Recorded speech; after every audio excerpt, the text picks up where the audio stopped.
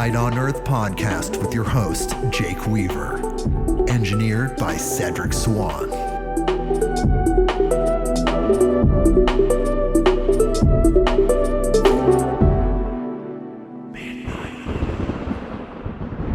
Hey everybody, we're back with another episode of Midnight on Earth. I'm your host, Jake Weaver, and we're here to bring you more knowledge, more light, and more love.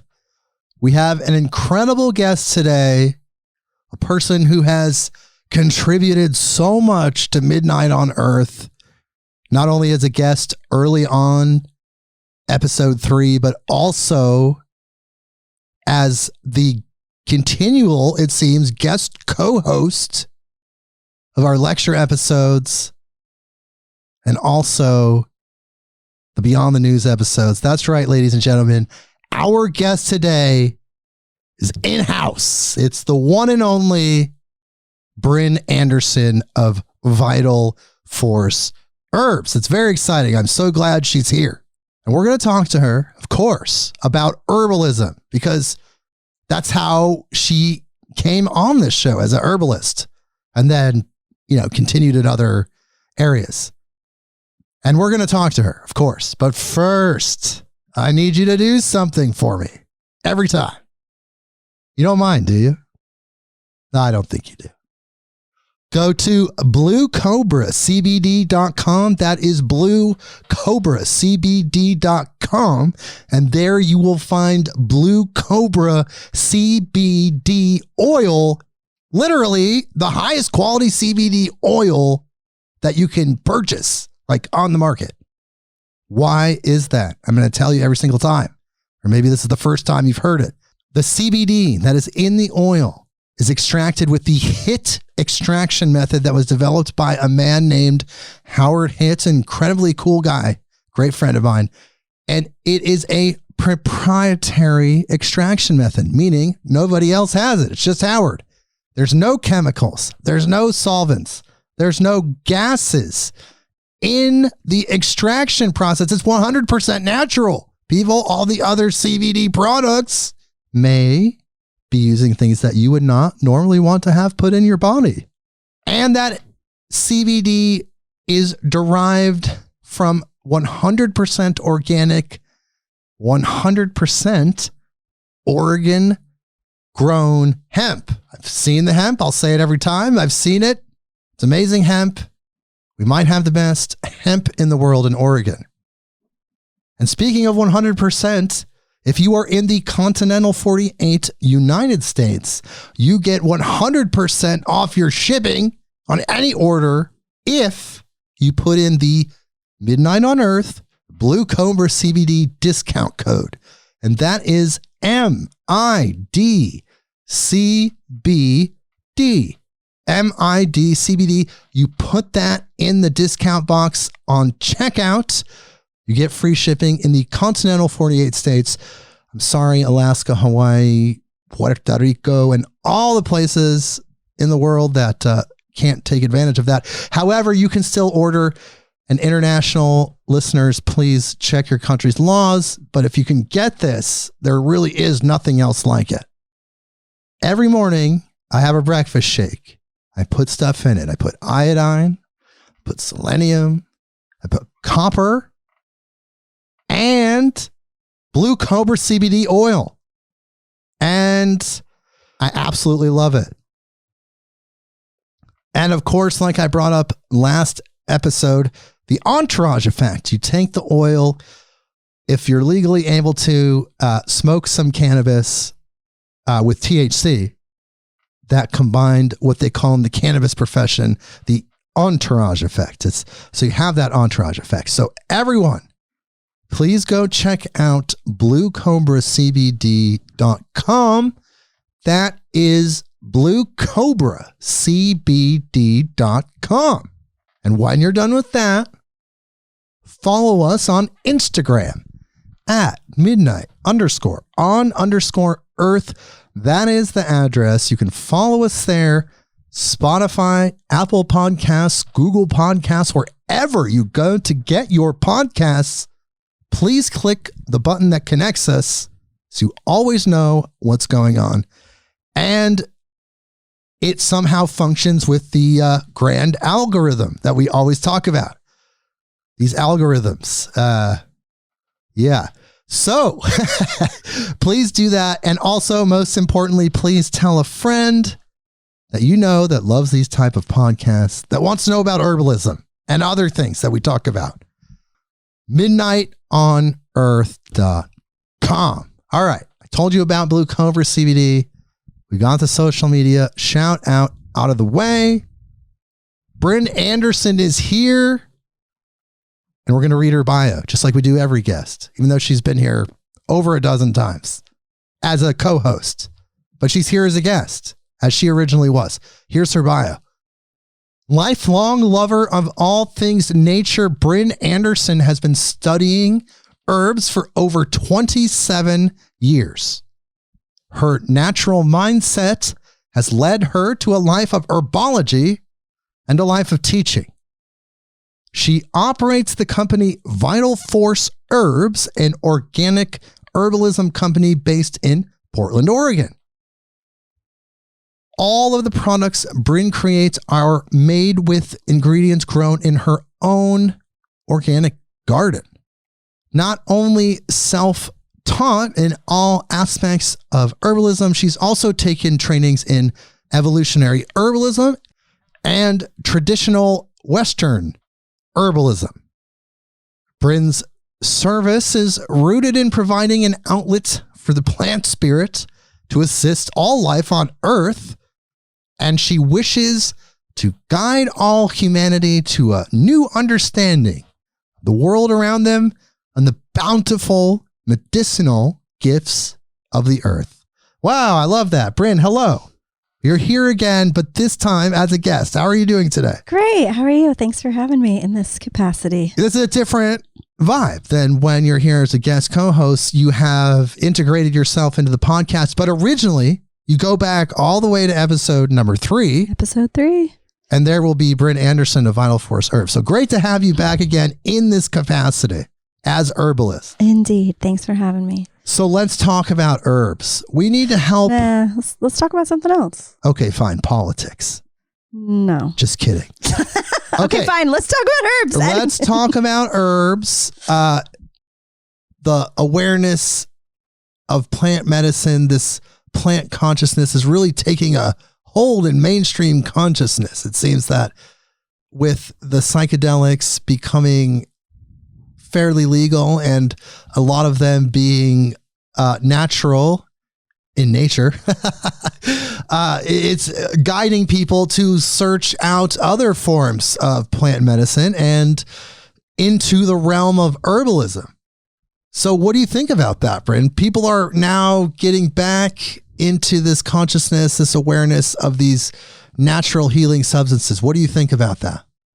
Yeah, I think it's happening now more than ever. I think it's a really crucial time where we have spent who knows how many years picking the world apart, and it's time to put it back together. And I think plants are going to help us do that. So plants are helping us evolve in a way. They're taking us back now that we've expanded out into the world of technology. We're now going back. Man, these puns are all over the place. We're going back to our roots. Yes. And integrating that earth consciousness through the plant consciousness, you think? Absolutely. Yeah. And I think that's really the only way that we are going to evolve is, we have spent so much time compartmentalizing everything, even the parts of a plant down into their constituents and their chemistry and their biomes and all these different things. And now it's time to look at the plant as a whole and the person as a whole and the planet as a whole, as all living beings living in synergy together. Yes. So taking a holistic approach really to everything and really bringing that earth-based perspective back into play in our daily lives, to have that natural spirit, that earth spirit in our consciousness as we decide how we heal ourselves, how we expand our consciousness. It's in our toolbox, so to speak. What do you think about that? Yeah, it is in our toolbox. There are so many modalities and frameworks that herbs work really well with. And so it's easy to, take whatever is comfortable for you, whatever you are familiar with, whatever you're interested in as far as healing goes, and daily life as well. And plants will fit into that. Plant medicine fits into all of that.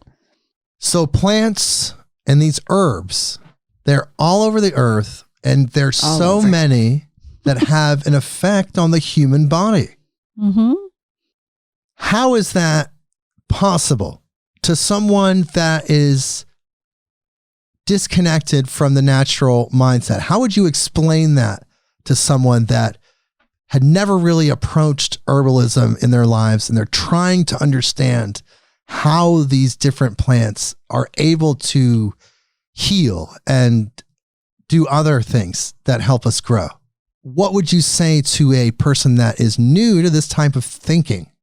Well, I would probably start with that all of the things that we use as far as pharmaceutical medicines, as far as our fabrics and textiles, all of those things have originated from plants. So if you are, taking some sort of anti-inflammatory, it came originally from the intelligence of a plant that had an anti-inflammatory action. And then that was synthesized in a chemistry lab and turned into a little white powder and put into a pill form.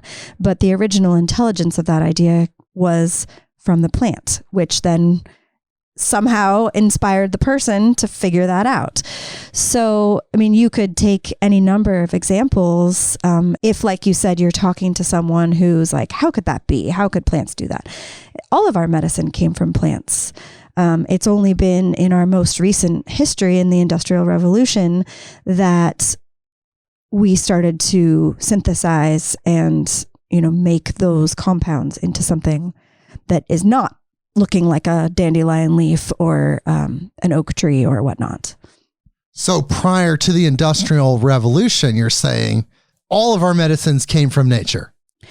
Yeah, yes, I would say that. I would say that was a huge time of reducing things to its parts. And so that was when plants were really picked apart. I think it happened in small ways before that. I just think that was sort of one of those quantum leaps of time when things moved from the natural world into the more synthesized world, and moved from more of a heart-based thinking into our head-based thinking, where we're, thinking about all the constituents and, science parts of it rather than more the intuitive, holistic part of it.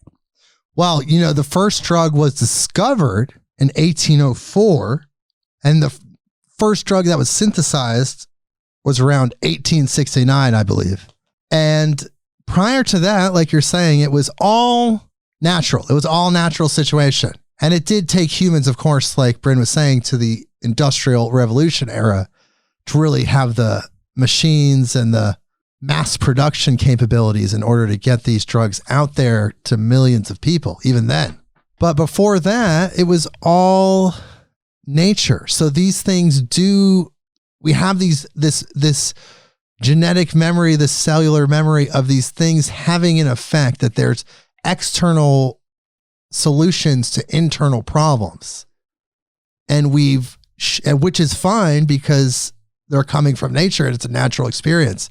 Somehow over time, we've shifted that into having drug companies and pharmaceutical companies be that external healing force, guided by our pseudo shamans, the doctors and nurses of modern hospitals.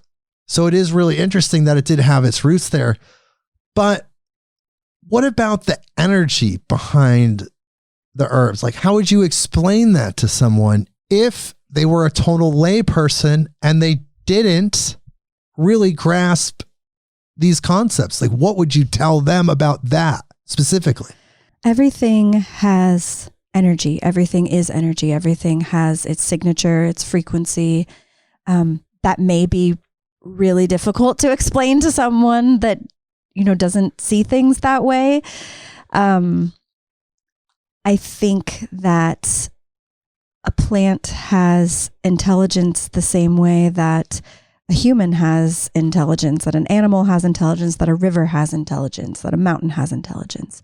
It's all of a divine nature that comes from the light of the sun. We're all here on earth. We're all being fed by the sun, and the plants they take in the sun in its most raw form and convert it into the energy, which then we all use to make our energy. And so I think that you could probably meet someone on that level and talk about how that there is really the most basic raw life force in a plant that we're all operating on this earth. We wouldn't be here without the sun. The plants wouldn't be here without the sun. We wouldn't be here without the plants. And so in that way, that's kind of the spark of that energy. And the life force rejuvenates you, you're saying? Absolutely. I think that, all plants are taking in the sun, but they all take it in their own specific, unique way. And so the way that it fuels their life force is then complementary to our own signatures. And so if a plant, let's say I said dandelion before, that's a really common thing that grows between the cracks in the sidewalks and behind the grocery store or whatnot. Dandelion is a liver remedy. It is really helpful for moving toxins, for toning the liver, for helping with bile production, all of these various elimination and toxin regulating things. So the way that dandelion takes in that sunlight and uses its own special vital force is to be complementary to the human liver. Also, a dandelion has deep tap roots. It can change soil composition if it's growing in a place that has really poor soil. If you see an abandoned yard, you might see hundreds of dandelions, and there may be no nutrition there. If someone tried to grow a garden, it wouldn't grow very well. It's next to a concrete wall in the shade or whatnot. So dandelion has the special capacity to bring up nutrients from the bottom. And then maybe the next year you might see other plants growing that have different nutrients and different capacities. And it all functions as this whole organism on its own. And then each plant has that special power to complement what's going on with our bodies and what part. But humans then in time have grown to learn how to use these plant medicines over time, not just the psychedelic ones. Like I'm saying, over time, different regions on Earth have created their own systems for processing this herbal information, how they work, how it affects the body, what are the long-term effects. All of these data points are being processed differently by different cultures in different regions. So tell me about the multiple frameworks and systems that are out there. Oh, there's so many. Let's talk about it. If you just, if you just start with the two, there's Western herbalism and Eastern herbalism, and then you can go down and make yourself a little chart from there. There's the Ayurvedic system from India that's thousands of years old, if not more than thousands of years old, which is really interesting because Ayurveda has continued to develop since its inception. It's never really taken a break. And so it's a very deep knowledge that doesn't just cover herbs, it covers the entire body. Ayurveda covers every facet of human life and life on earth with the plants as co-creators, if that makes sense. Now, the Western herbalism tradition, and that's just one, Ayurveda is just one of the Eastern traditions. There's also Chinese medicine. There's the Unani Tib of the Arab world. There's, so many different facets. In the Western world, there are also many different variations. There's Paracelsus in 1500s. There's the Thomsonians. There's so many different avenues in Western herbalism. One interesting difference is that during the time of the witch hunts, herbalism in the Western world kind of came to a grinding halt and had to go underground. Ooh. And so that really made a difference, I think, in just what we've been able to learn from the plants themselves. Also, our genetic memory, I believe, is a little different. Just looking at, a culture that kind of had to go underground and use the plants secretly. So you're saying Western herbalism went underground because of the persecution of things like the Salem witch trials and other just general persecution of the nature-oriented people. Yeah, absolutely. So there's a different signature there of framework that was allowed to continue versus one that had to go underground for a while. What's really great and what really speaks the truth to me about herbalism is that no matter what framework you work with, and I'll just throw in really quick, that astrology has also been complementary with herbalism. There's a whole system of plants and planets and how, different plants that are helpful for the different signs of the zodiac and different, there's Mars plants and Venus plants and all of these different things. But it doesn't matter whatever framework or what lineage you come from or what country you live in, whatever's familiar to you or even interesting to you. If you lay them on top of each other, they really all come down to the same thing. And that is the light of the world, the intelligence of nature, working in balance with the heart and the head. The beautiful thing is that it doesn't matter which framework you choose to work with. They're all complementary. It's about the plants and the people and the earth all and their connection. And whichever framework you put in between that will work for you. Okay. Well, that's good to know. So there's these different systems. You try to find the one that just really speaks to you, I would say. Or more than one. You can use multiple. Right. And then maybe all of them if you want to. Find the one that speaks to you. Or maybe just create your own. Why not, right? There's herbs.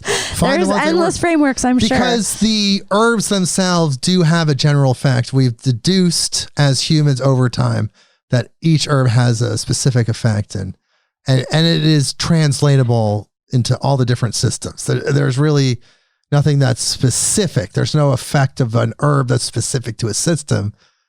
They're just how the different systems are how they interpret the effects of the herbs. Correct. And you could look at any number of herb books and you could open it up to actions, herbal actions. And you could have 25 different herbs that say alterative, alterative, alterative, diuretic, diuretic, diuretic. Most herbs have more than one action. They have multiple actions.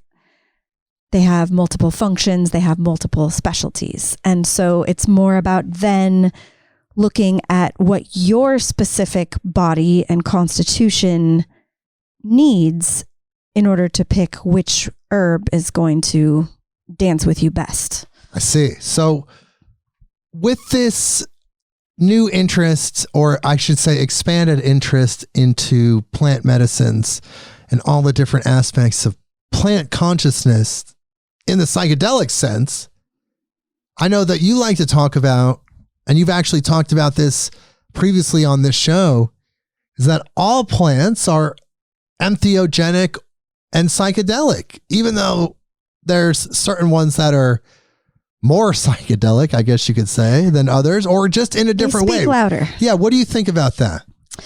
I think some plants speak louder than others, for sure. That's a quick way to say it.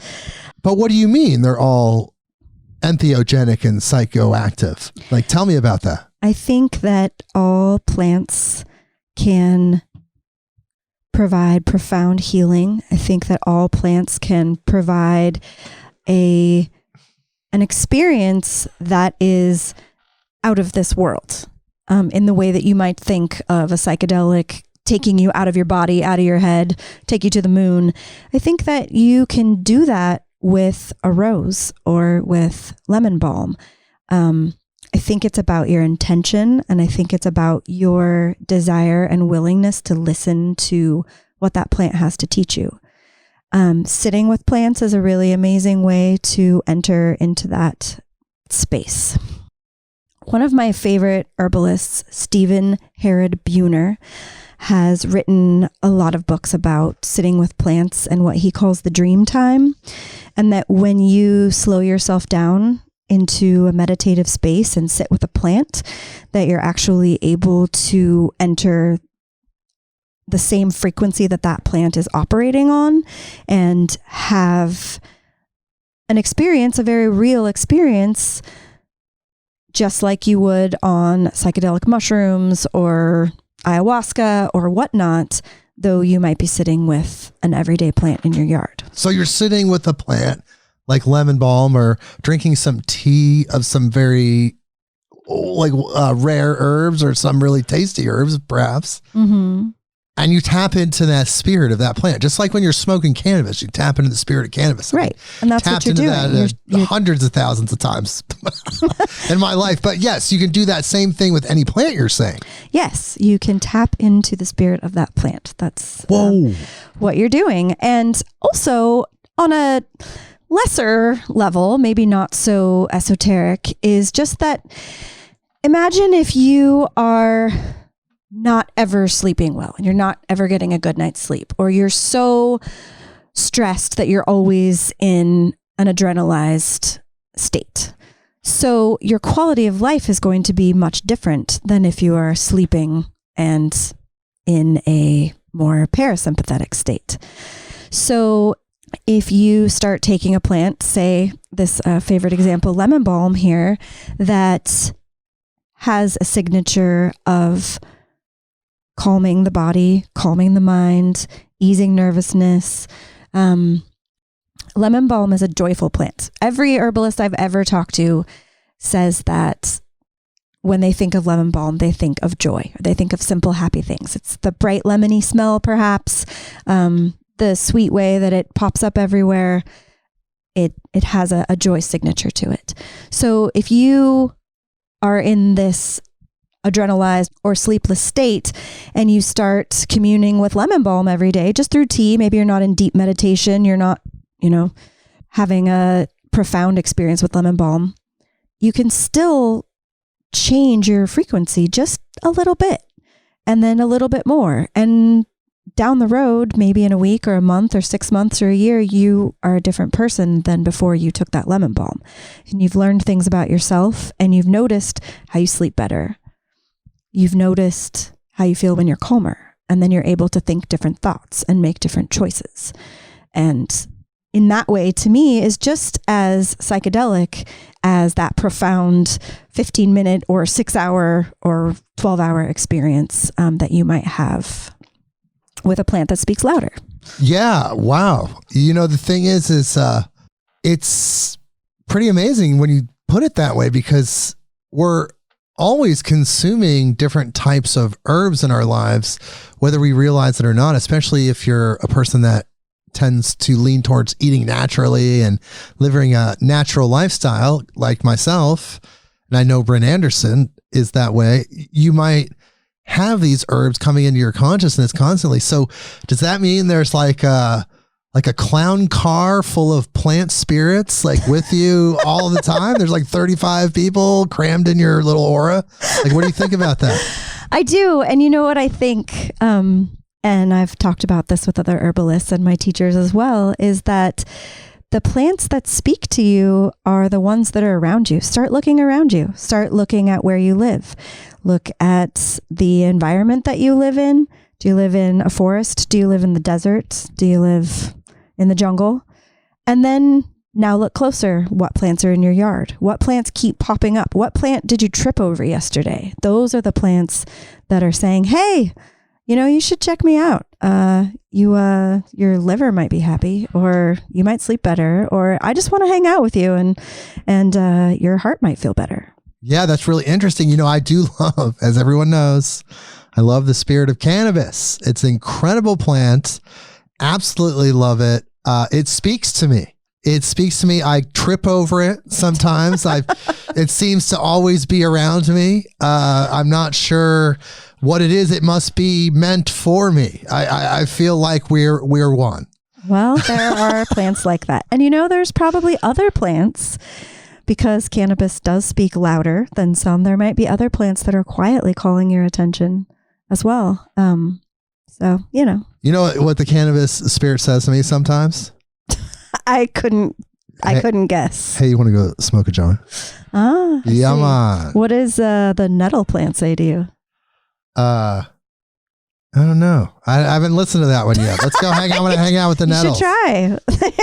But tell me then some of the other effects. Okay, so you talked about a lemon balm a bunch, but let's talk about some other kind of different herbs that you can sit with and connect with the spirit, and it has an effect. Like, I know you said all of them, really all of them, but what are some of the primary ones that are really loud, but not as loud as? How about that? I mean, I'll list some of my favorites, but it is all of them. Okay, there you go. It is all of them. I can't say that there are better ones than not better ones. I really love holy basil, also known as Tulsi. It's a plant from India. There are a few different varieties. Tulsi is warming and a little bit spicy. It has an aromatic quality. It's wonderful for the immune system. It's wonderful for calming the nervous system. So many different qualities this plant has. But to me, I think Tulsi can be a really helpful ally for someone who is looking to find their center, but also likes to be in their head. I think it helps unjumble things. It's also warming and great for being in the cold a lot. If you live in cold places, if your circulation is not the best, and if your immune system needs a jump. So those would be some of the more physical things. Tulsi as a spirit is a really sweet friend that is pretty much there literally whenever you turn around, you can find her. So that's my personal experience. Even though Tulsi, I do not live in India. I do not live in an environment where it is naturally growing everywhere around me. I have some in my garden, but that's, something I planted in my garden from seeds that came from someone who got them from India originally. Some of the more local plants that I absolutely adore, rosemary. Rosemary, probably whoever you are out there, you can find rosemary. It's a Mediterranean plant, but has been happy to live most everywhere in the world. I've seen it in the desert. I've seen it on the mountaintop, maybe not the mountaintop, but in the mountains. Rosemary is there for your brain and your heart. It is a primary circulatory stimulant, not like coffee. It provides oxygen. Well, a lot of this sounds, in a way, similar to astrology. And I know that there's an astrological component to this type of thinking. There is. So tell me about that. So I can only say I'm a very beginner on this road. I've been learning it for a few years, but still feel like a very beginner. Well, you only have to be a couple steps ahead of someone else to teach them. So don't worry about that. You're fine. Not worried. 3 years is incredibly long. I mean, that's almost a bachelor's degree. So you're doing right? Great. Go ahead. Doing good. So plants and planets. There is a system that was developed way back. Paracelsus was definitely part of this whole system. Also, Nicholas Culpeper was one of the people that helped to kind of write this system down. But plants all have corresponding planets and zodiac signs. And so in the medical astrology world, there's this whole world of astrology that is called medical astrology, and it is based on planets and signs having corresponding organs or organ systems. And so I'll give you a really quick, easy example. Your heart corresponds to the sun. Your heart is the center of your solar system, your body. Does that make sense?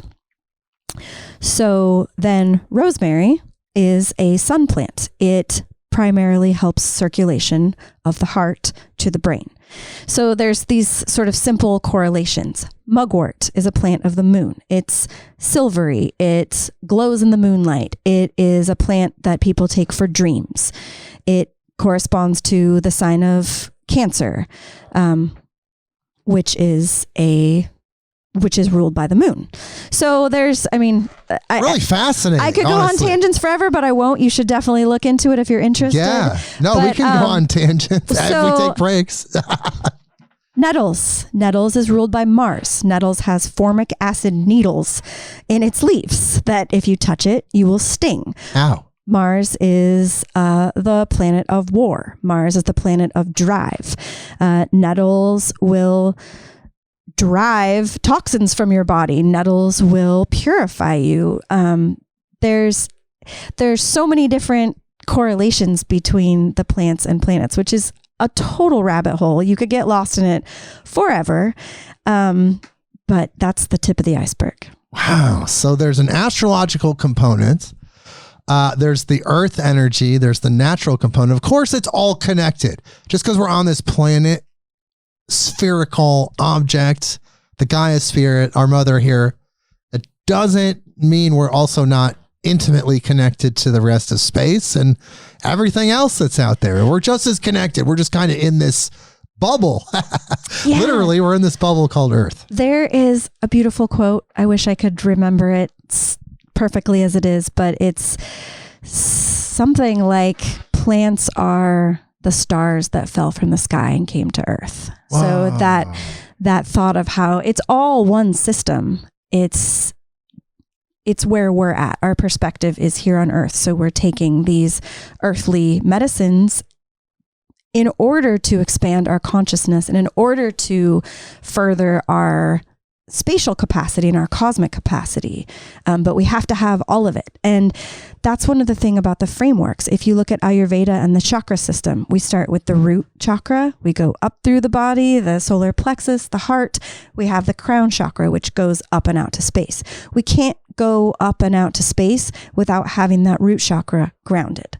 So there's, it's all connected and it all has to work together. You can't really have one without the other and have it be a holistic system functioning at its full capacity. Definitely. And don't you think it's interesting, though, that as people like Sasha Shulgin and Albert Hofmann and so many chemists throughout human history, we figured out, don't you think it's interesting that we figured out as humans how to isolate the organic chemical aspect of these plants that create the effect that give you the results of whatever is individual to that plant. And then in a laboratory, without the spirit of the plant, chemically synthesize that exact same compound, and it has, in some cases, not all cases, but in some cases,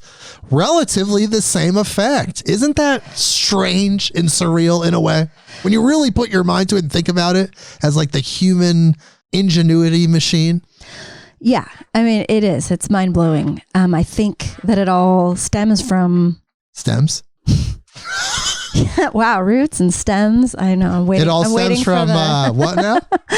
It all stems from that original divine inspiration from the plant. If you look at how did humans roam the earth for all of these thousands or hundreds of thousands or millions of years, knowing which plants were poisonous and which plants were medicine and which plants were food? How did we figure that out? It's really the same way we figured out which plants go in the laboratory, which plants can make a headache remedy or a painkiller or whatnot. It all began from that divine inspiration. It's just being used in different ways. And connecting with the spirit in some aspect, sitting with it, like you said, to get that download.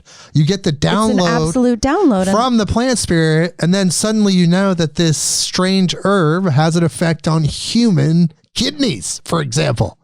And how did these shamanic people know that? How did these native cultures know that? They got these downloads.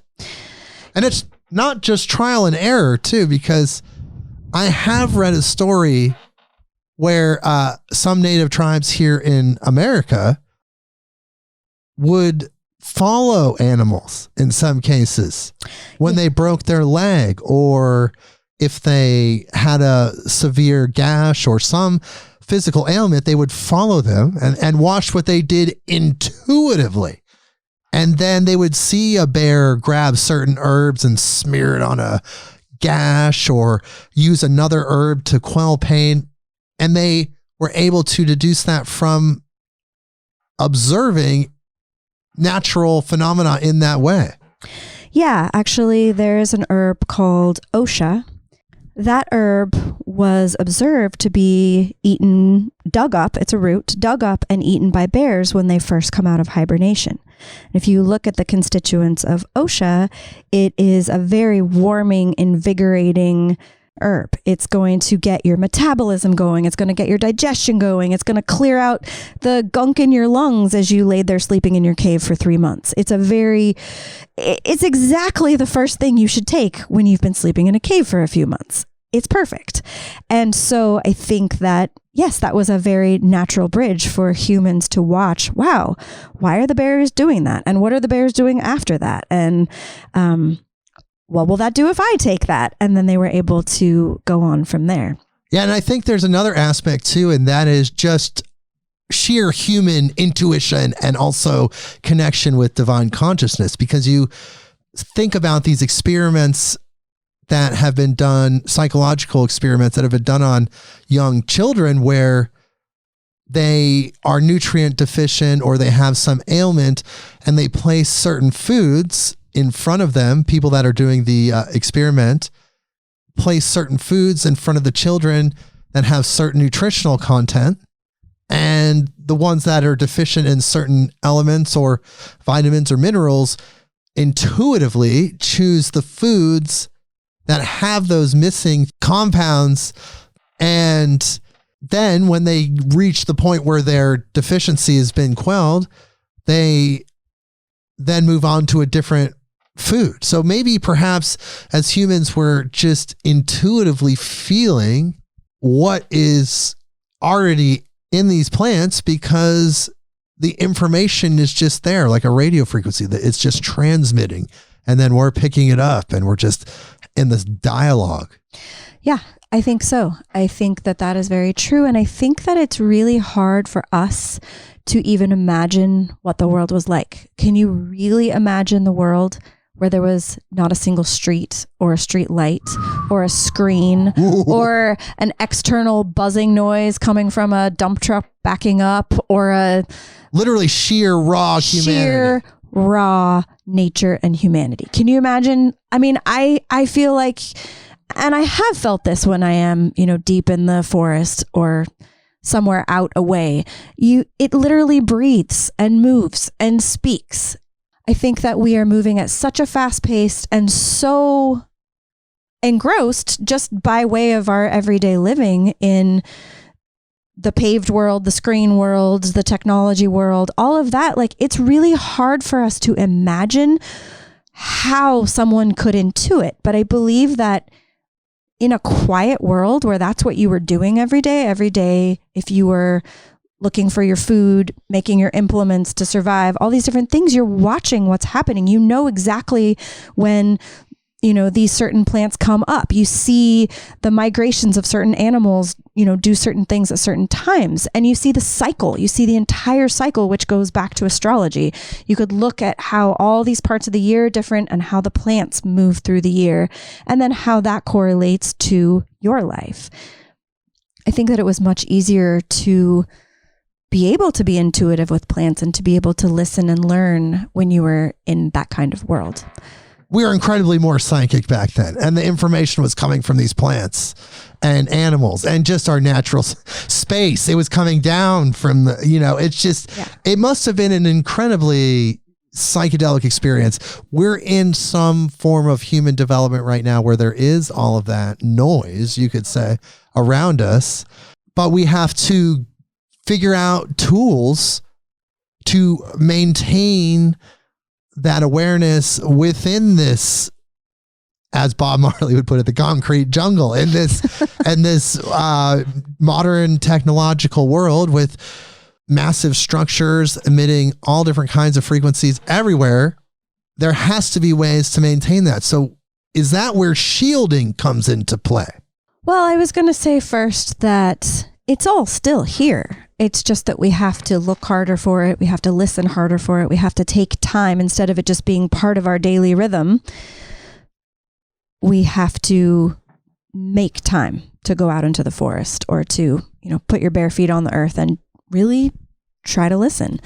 I think that shielding is important, as well as just being aware of your surroundings in very simple ways can help attune you to the dandelion outside of your door or the tree that grows in your backyard, and that those things are speaking to you just as they always have been. I think shielding can be really helpful if there's so much external noise you can't hear what's going on besides that. And there's some herbs that are great for that.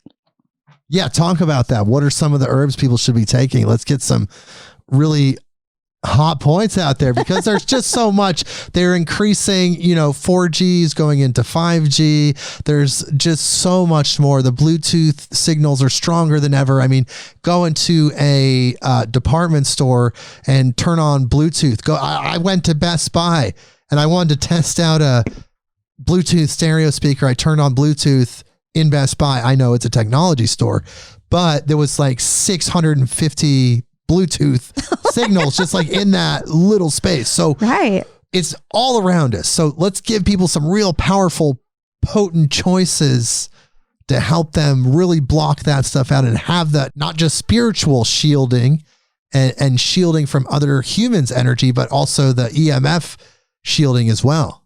Or really just all of the above. Let's just do all of the above. First on my list is always yarrow. Yarrow is the master shielder. Yarrow is a wonderful plant for creating boundaries, for knowing where your boundaries are, etheric and physical boundaries. In a physical sense, yarrow is a styptic and stops bleeding. So you can see right there that physical signature for a boundary. Yarrow can be taken as a tea, a tincture. It is also a wonderful flower essence and works for shielding the etheric body, which would be more of your psychic self and those EMFs and those kinds of things that are bogging down sort of your invisible world. On a physical sense, you might take a tincture or a tea for feeling physically grounded and having boundaries. Yarrow and the next couple herbs I want to talk about are all in the same class called alteratives. An alterative is a blood cleaner, a cleanser of the lymphatic system and the elimination system. So yarrow is in that category. Also red clover, dandelion, and burdock.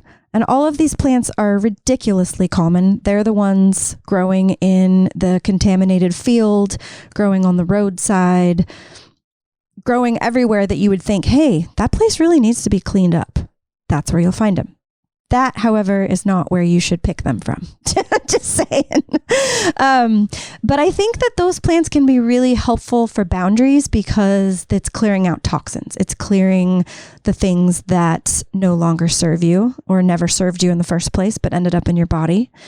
And so I think that along with something like yarrow can be helpful for just maintaining your optimal human self without all the extra stuff that we have to live with. I mean, we have to come to terms that we live in a pretty contaminated world. There's pesticides, there's plastics, there's the EMFs you talked about. I mean, there's the whole gamut of things. And here we are.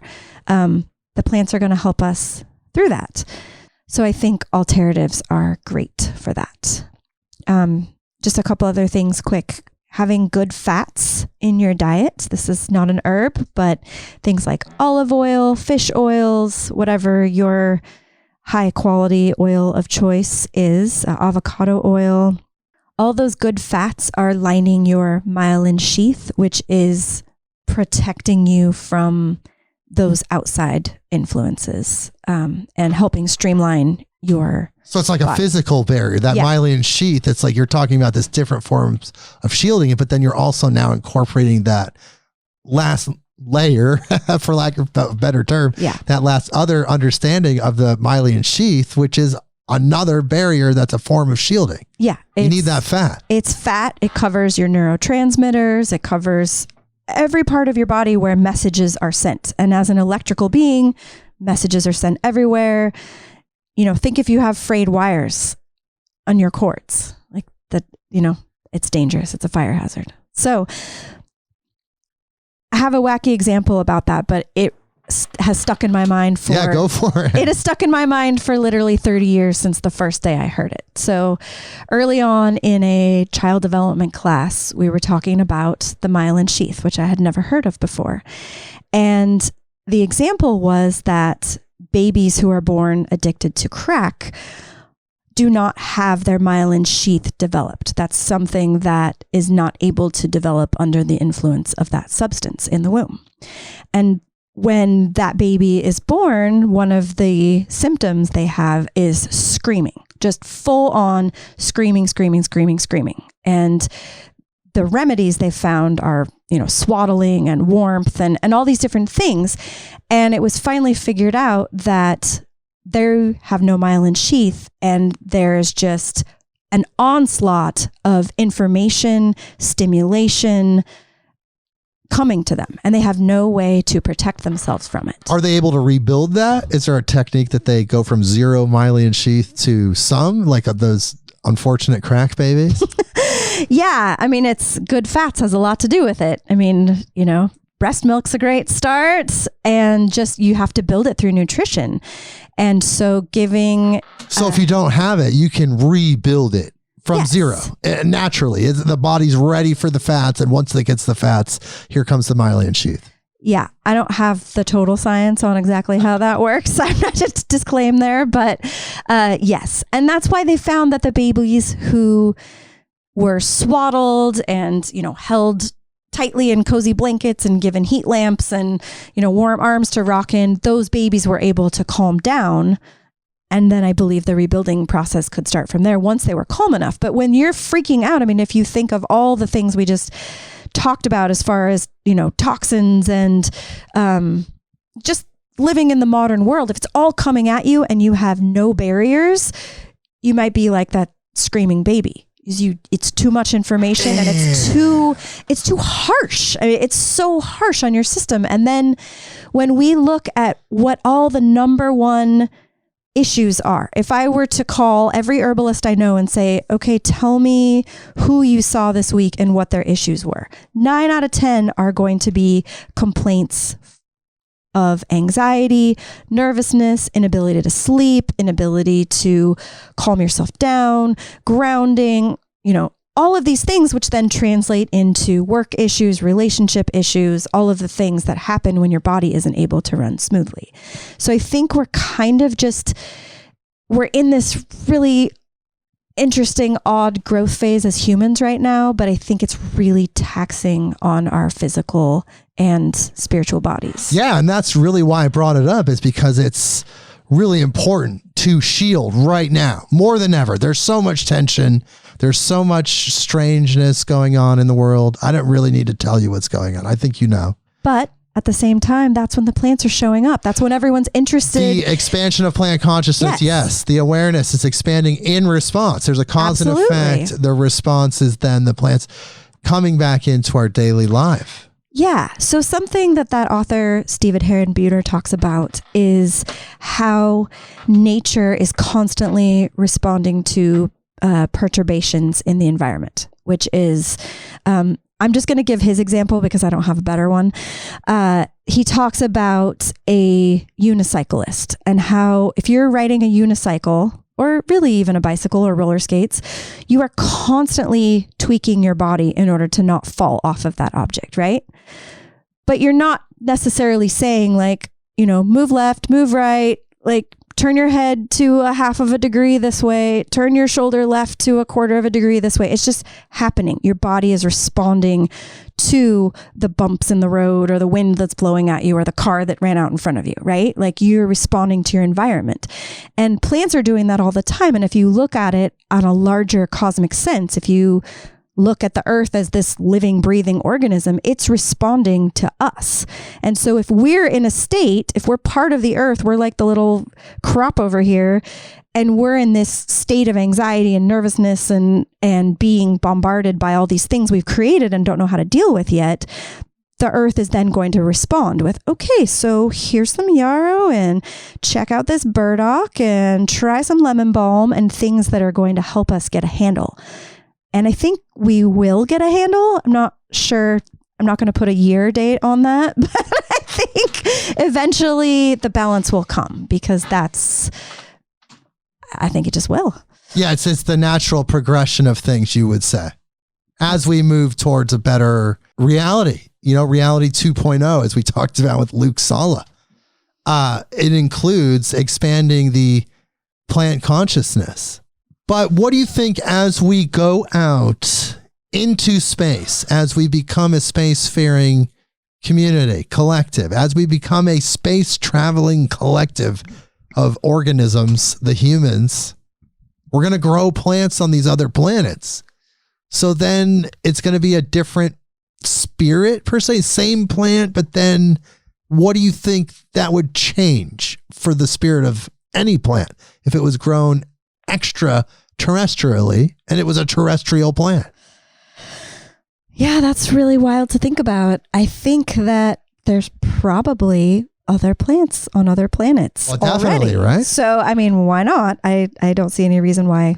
I don't even really see how there couldn't be. Exactly. But then what do you think about some that are like exclusive? Right, to Earth and have that Earth signature. I think that they're probably going to continue to embody that Earth energy. I think their own cellular memory is going to broadcast that. Ooh. There is something that herbalists talk about. I know my teachers talk about it, that when you ingest rosemary, say, or rose, you are ingesting every rose that has ever grown. You are taking in every yarrow that has ever lived and all the things that yarrow has ever learned or rose has ever learned. That is all embodied in that current plant through that cellular memory. So I think that if you took a rose and you planted it on Mars or the moon or some other distant galaxy, I think that it would still hold that Earth signature. However, being that plants are so intelligent, it would probably at some point pick up the intelligence of where it's at and whatever plants are growing there naturally. Or if there aren't any yet, maybe, that lemon balm is going to figure out how to be a Mars lemon balm. And that might be a little bit different than an Earth lemon balm. I think it's going to depend on what's needed on Mars and where can lemon balm shine on Mars. Wouldn't it be strange if Earth exclusive plants wouldn't grow on any other planet except for Earth? Wouldn't that be a strange twist to the whole thing? It would be a strange twist. Just we speculate, but how, sometimes when they talk about, say, a meteorite falling and it has, particles from space or some kind of thing on it. Right. Microorganisms. We could have been seeded with plants. Who knows? Maybe lemon balm didn't start on Earth at all. Man, that's something to How think about that? That's some beyond the news right there. So essentially, the same plants then could be all over the universe, or at least all over our galaxy. Who knows? Maybe it's entirely possible. Maybe Earth is like a terrarium for all of these incredible plants from around the galaxy or even Earth the universe. Collection. And we don't even know. It's just there's so much we don't know. But it is really strange and awesome that no matter what ailment, no matter what part of the body, no matter what issue, pain, or whatever, psychological, there's some natural remedy on planet Earth for that thing. Correct. Whatever it is. Go down the list. Go down the list. Like a Rolodex, if you know what that is. Go down the list. And you're going to find that every single one of them is treatable here on Earth with herbs naturally. That's correct.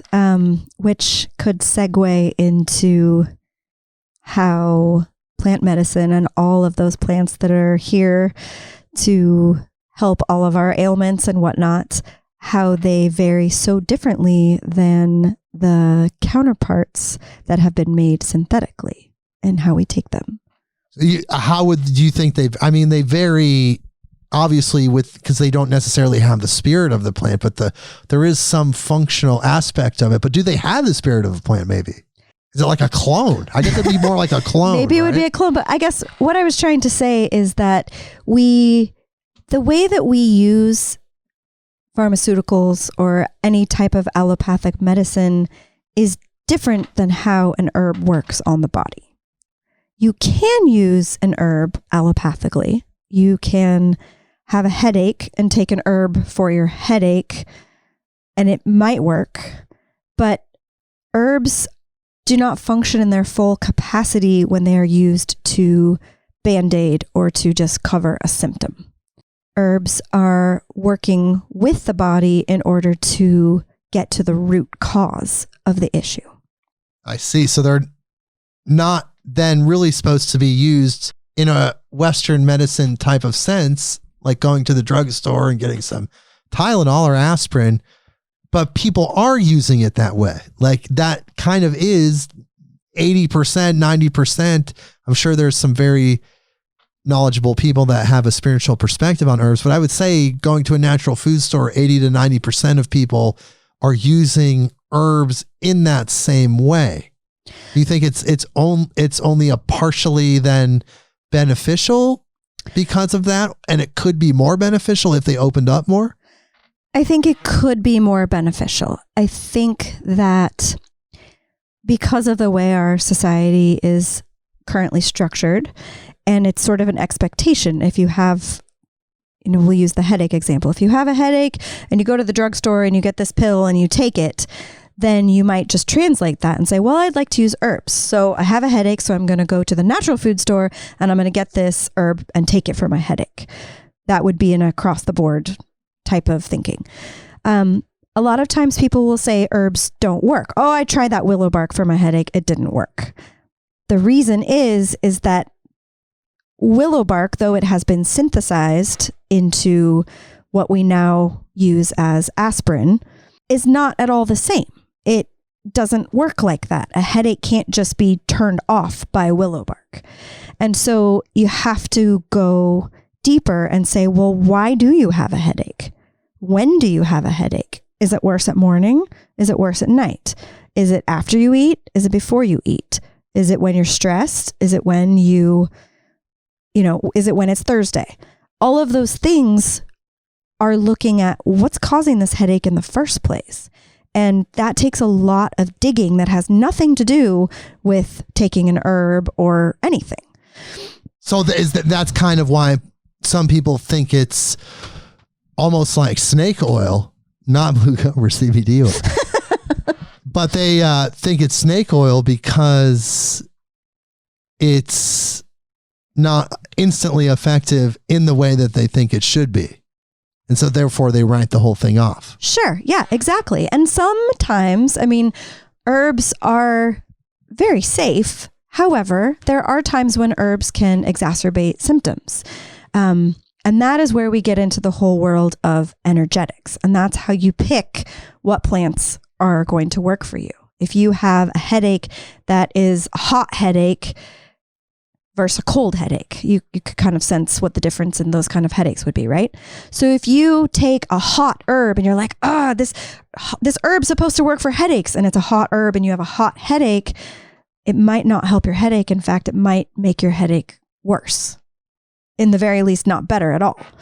So there's sympathetic medicine and antipathetic medicine and it all depends. I mean, and that's where you can kind of really get into the nitty gritty of fine tuning what plant is going to work for you. Is what energetic system are you in? What temperature system are you in? And there's an herb that will fit that puzzle piece perfectly, but you have to do some digging to kind of figure it out, and also figure out what's the reason for the pain, not just that you're having pain. Once you find the herb, then there's another journey to take place. It's the journey to the root of the problem. Right, which is the ultimate journey of healing. That is the healing. Stopping the pain isn't necessarily the healing. It's just stopping the pain so you can go to work or go to bed or whatever. But figuring out why you have that headache every day and then never having the headache again once you figure it out, and perhaps the plant ally that can help you on that journey, that's the healing. Interesting. Well, I mean, that's kind of a shamanic perspective, right? They always say, go within to find the healing, heal yourself. And then that's my motto. Yeah. Heal yourself. That's right. And vital force herbs. And then you heal yourself, and then you have these herbs as allies. They're there helping you. They're your herbal buddies. That's right. The spirit of these plants. They certainly are. So, and that's not to say that it's wrong. Like, I don't want to say like, oh, you can't go to the natural food store and get yourself some turmeric or whatever. You have a test. Don't take rosemary. It's not a bad idea. And I think that using herbs is always going to help you learn about yourself. I think that when you take an herb, no matter whether you're just taking it for a symptom or whether you're ready to dive into your journey of healing, I think you're going to learn something about yourself. And I think sometimes it's that first herb that you find. If you've, got these digestive issues and someone suggests that you try some burdock or some dandelion, and so you go to the natural food store and you get some, and I think that plant is a gateway for the rest of the plants and the rest of your journey. And it might be a very unassuming one. It might be a louder one, but right, like you were saying earlier. Yeah, I think that is a gateway. So I think it's great to pay attention to what is the primary symptom that you have or have had that led you to try out an herb, and what was that herb, and what did you learn from it? And if you felt like it didn't work, what'd you do next? And maybe was there another herb you could try, or was there a reason, or were you not ready to heal that? Did you want that headache every day for some reason because you didn't want to look at, what the deeper issue is? So there's all kinds of things. What do you think about herbs that are pretty volatile, but just available over the counter to everyone? I've heard that St. John's wort specifically can have intense psychological effects. It affects people completely differently. Some people feel euphoric. Some people have complete breakdowns in some cases, depending on their mental constitution. What are some of the herbs that people should just be aware that they're super volatile, and use them at your own risk, but just understand that you're kind of playing with something very powerful? What are some of those herbs? Yeah, there's some powerful herbs out there. St. John's wort is literally the perfect example. St. John's wort, I believe, has more contraindications with other pharmaceuticals and contraindications meaning reactions? Contraindications meaning reactions, meaning you should not use this herb if you're taking this drug. If you're taking SSRIs, you should not take St. John's wort. There are so many other medications that you should not. Aside from contraindications with other pharmaceuticals, there's a lot of just physical capacities. You should not take St. John's wort if you have A, B, C, D, E, F, G ailments. There's you'll have to look it up for yourself to see if your ailment is contraindicated with St. John's wort or not. Well, what are some of the other ones though that are kind of more below radar, but yet just out there? I think that a lot of the really hard hitting herbs that have become popular for their antibiotic effect, such as Goldenseal, Echinacea, tea tree oil, oregano oil, Those types of plants I feel like can be really misused because, again, they're being used allopathically. You're like, I have a cold, I'm going to drink a whole bottle of oregano oil. Oregano is a powerful antimicrobial. You can clear out your entire gut from all good bacteria and, your microbiome just as if you took antibiotics. So you have to be careful with how you take things and why you take things. Goldenseal and Echinacea is another common combo that became really popular. I know it became really popular in the late 90s. I remember that was suddenly everywhere. Echinacea and Goldenseal. Do you remember that? Yes, if you have a cold, if you have, any number of things, take those two things. And they were popularized, and then they got to be almost on the brink of extinction due to this popularization. And they're really, when you look at them in their constituents, they're not really being taken for what they should be. Goldenseal is a tonic herb. It tones your tissues. It tightens your tissues. If you have, say, a cold where you're sneezing all the time, you're sneezing because your body's trying to get rid of stuff. So if you immediately take a bunch of Goldenseal and dry up all of your mucous membranes to the point of practically cracking, that didn't help get out all of the microbes that your body was trying to rid yourself of. You might feel better in the moment. I'm not sneezing anymore. However, you may have just driven that into a different body system. Now, maybe you've got some other ailment in another part of your body that comes along, and it's really just that same issue manifesting in a different way. So there's, that's another lengthy example, but there's, I would just say be careful with a lot of those heavy antibiotic types of herbs. There are times you may want to use a strong herb rather than taking an antibiotic. But just like taking an antibiotic, know that you need to be careful and that you need to replenish your system and rebuild your gut biome when you are done taking that medicine. Yes, that's very astute to point out, because people don't realize that they're taking these really powerful herbs, and they were, like you're saying, in everything. And then there's that second step of rebuilding what you've wiped out. There's so many layers to it. Yeah, absolutely. So I like to, in my practice, use herbs that I am familiar with and that grow around me.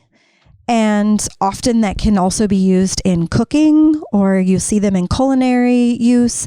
Those herbs are generally super safe and really have no less powerful of an effect. I have seen over my 27 years so many fads come in and out. The goji berry, turmeric, schisandra, goldenseal, ginseng, Siberian ginseng, ashwagandha, like all these different herbs. The whole adaptogen thing, like you've got to take adaptogens, that'll rebuild your system when you have adrenal fatigue. We've kind of come to find out as herbalists after watching the adaptogen craze that everyone was really just taking herbal coffee all day long and continuing to wipe out their nervous systems and their adrenal systems. And that rebuilding is super important. The rest and recovery is more important than the energizing. So in looking at all of these trends and fads and herbs from around the world, I really found, after experimenting with all of those, it's really the herbs in your backyard, in your own community, that often serve you best. Wow. The ones that are just around you, like you were saying, like cosmically and synchronistically in your energy field, your three-dimensional space, your Absolutely. community. My blends have a lot of mint family herbs in them. Lots of different mint family herbs. Where do I live? I live in the Pacific Northwest, probably the most favorite place besides the Mediterranean coast of the mint family herbs. There's something that grow abundantly, which growing abundantly means they are in their most vital force. They have the most essential oil content. They're happy here. They grow here. They're happy. A while ago, I experimented with the schisandra berry, which is called the 5-flavor berry in Chinese medicine. It's like an everlasting gobstopper. You can suck on it and you'll get the sweet taste, the sour taste, the bitter taste, the spicy taste. Forgetting what the fifth one is. Anyways, it's a really cool herb, and it's a driver. You can put it in any concoction of herbs and it will help those other herbs work better. It's really cool. But guess what? It doesn't grow here. It only grows in China and perhaps a couple other places with similar ecosystems on the eastern side of the world where I do not reside. I loved what that plant did, but it always felt like I had to acquire it. I was trying to figure out where to ship it from, how I could perhaps grow it in my windowsill from a seed I got from halfway around the world. And it just never really felt like it was fully in its power for me. And so I think there's something to be said for that, for the plants that grow near you, that they're meant for you. And that's what's kind of in your 13 blends, if I remember correctly, 13 blends of 11. Vital Force, 11 blends. 11 blends. And some salves, but the 11 blends of Vital Force herbs, all of the herbs are grown in your garden, but also they're all local and having that local energy. They're all regional and having that regional power of being in their home base, so to speak. Yeah, definitely. I do that as much as I can. I cannot say 100% of my formulas are from herbs in my yard because I can't grow things like cinnamon and cardamom. There's a couple of things that I just find essential to my formulas and my practice that I do have to borrow from other parts of the world, but they're a minimal aspect, whereas I would say 90% are something that grows in my bioregion. Well, it seems like it's important to do that because there's probably herbs, I'm imagining, like you said earlier, with Echinacea and Goldenseal being over-harvested. We know recently that sage is being over-harvested. Yeah. But what are some of the other things that are being over-harvested that were once plentiful in the herb world because of these medicines? First of all, I'm going to say there's a really great website for that. It's called UnitedPlantSavers.org. It was started, at least in part, by the current grandmother of herbalism, Rosemary Gladstar, one of my favorite herbalists and teachers. And there is an ever growing and changing and updated list of herbs that are either on a watch list for becoming in danger or already in danger. Goldenseal and Echinacea, as we mentioned before, have definitely been on and continue to be on that list. And so if you see them in formulas, make sure that you see that they are cultivated varieties. There are a lot of farms. I know there's a farm down in the Willamette Valley that grows Goldenseal for a lot of herbal companies, so that they're getting that from a sustainable source. Osha root is one that I know of off the top of my head that has been in that situation. It's an herb that grows on the mountainsides. It's the root that is used. And when you take a root from a plant, you are taking that plant's life. So there's a lot of roots that are definitely part of that endangered or soon to be endangered group. So it's good to check with the United Plant Savers for things like that. And what's wonderful about herbs and how they're always ever changing is that there's usually an herb that you can find that is plentiful and provides the same action or a similar action. Because there's just that much plant life out there. Yeah, there is, for Osha, there is a relative of Osha called Oshala. There's another relative called Lomatium. Both of those are more plentiful, have similar actions, are more easily renewable, and maybe they don't grow as, deep on the mountainside as Osha does.